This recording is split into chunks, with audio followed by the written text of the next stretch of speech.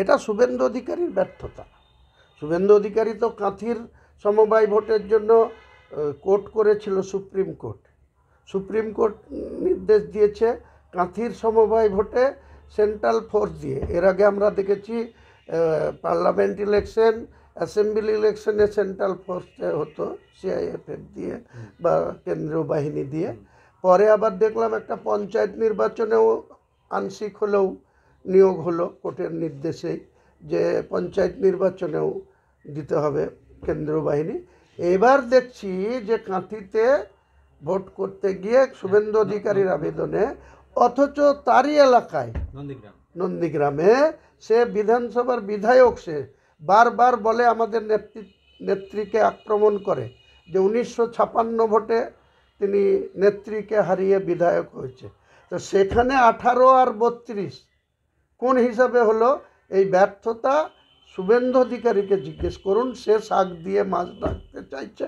কোথাও তিনি কাঁথির ক্ষেত্রে সেন্ট্রাল বাহিনী চাইছে তার ভোট করার জন্য, তাহলে নিজের কোনো কিছু নেই, সব কিছুই কেন্দ্রীয় এজেন্সি, তার ভয় দেখিয়ে তিনি ভোট নেবেন বা নেতা সাজবেন। আবার এক্ষেত্রে কেন্দ্র বাহিনী ছাড়া কাঁথিতে তার নিজের ঘরে তিনি ভোট করার ক্ষমতা নাই, চলে যাচ্ছে বাংলাদেশের বর্ডার, চলে যাচ্ছে হাই কমিশনারের অফিস। এসব এত ছেলে খেলামি হচ্ছে। এই যে লিডার অফ দ্য অপোজিশন একদম মানে সেই বাংলায় কি বলে না, একদম পাগল হয়ে গেছে। এই আগামী দিনের ভোট ব্যাংক কমতে থাকবে, আরও কমবে, এবং তৃণমূল কংগ্রেস এর বিকল্প কেউ বাংলায় নেই, আগামী দিনেও থাকবে না। কয়েক বছর ধরে তৃণমূল কংগ্রেসই রাজ করবে মানুষের আশীর্বাদ নিয়ে। এখানে কোনো জোর খাটানোর দরকার হবে না।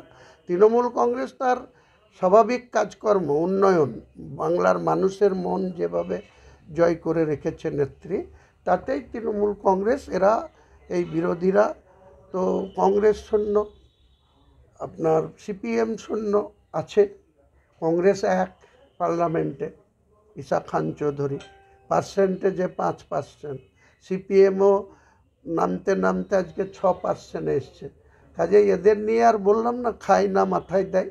কংগ্রেস আর সিপিএমের নেতাদের কথা ছাড়েন, এরা শুধু টিভিতে মুখ দেখাচ্ছে আর আপনাদের বিভিন্ন সংবাদ মাধ্যমে তারা টেলিফোনে তাদের রিয়াকশান দেখ, এটাই মানুষ শুনুক, এটাই ভালো লাগে।